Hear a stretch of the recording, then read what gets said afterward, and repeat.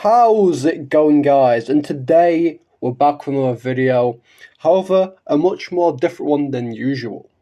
Now, before we begin, as always, please subscribe and like. You have actually been doing amazingly on the goal to 1,000. I've actually been gaining subs pretty much every day, so I'm glad. Thank you for the support. When we reach 1,000, we'll be doing a special 1,000 subscriber special.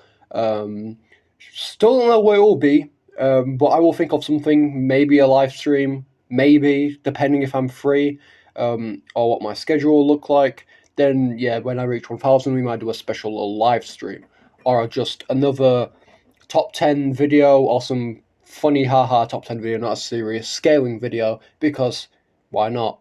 Or I might do like an April Fool's video when April eventually hits. Now, this matchup I have came up with is actually a spite matchup. Now, what's a spite matchup, you ask? Well, it's a fight clearly made out of anger or hate for a particular character. Usually these matchups also seem ridiculous or, a bit wild to the average viewer. It's like similar to like what was it called? The Condor versus King Kong and Godzilla, which was one of the, I think, Goji Chronics video. Literally, that's a perfect example of a spite matchup. Now, by no means do I hate Homelander. I love the boys series in general. Been watching it from season 1 to season 4, I think.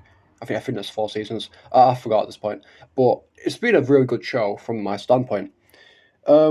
Now, this matchup is purely to show how further Homelander is compared to the Nikke. So, this is not actually targeting him in particular, since he will be compared to one of the weakest Nikkes in the meta. So, it'll actually prove, like I mentioned, how weak he is in the Nikke than usual. Now, our last Homelander matchup did really well, so I thought why not do another one, because Homelander is a popular punching bag, let's just say, in the versus battle community. So, what Nike will be the best one to fight Homelander? Red Hood? Cinderella, maybe? No, the perfect one to fight Homelander would be Ray. You want to know why? I'll explain later. But you probably might be thinking, Ray, she's just a little girl. She doesn't stand a chance. Well, you will change your mind very soon.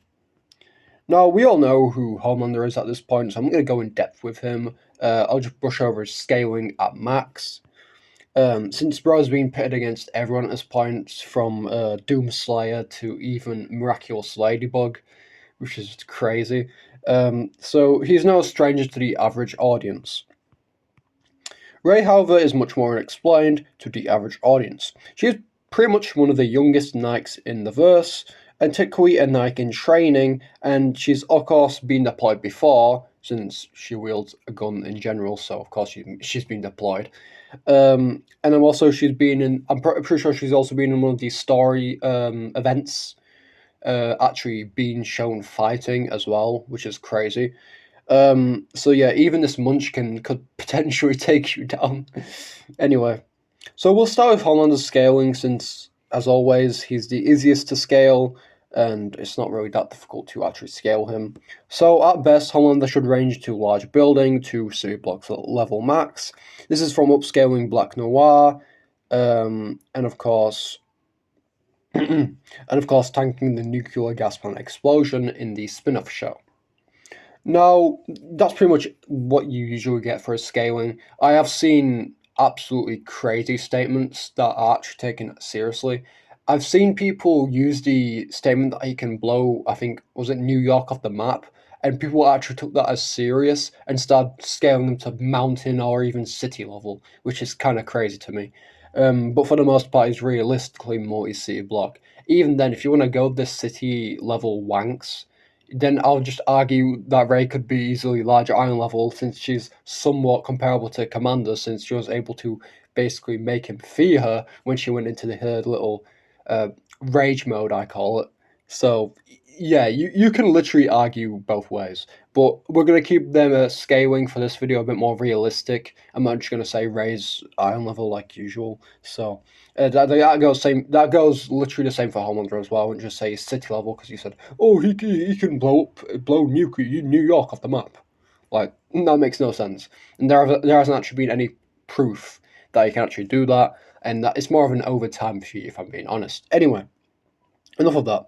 So let's get to the speed. Now, for speed, he's easy. He's hypersonic max.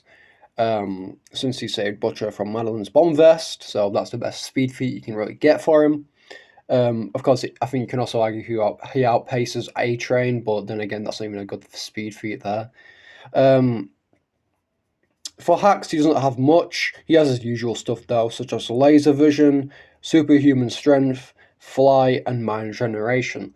So not that really amazing to say the least.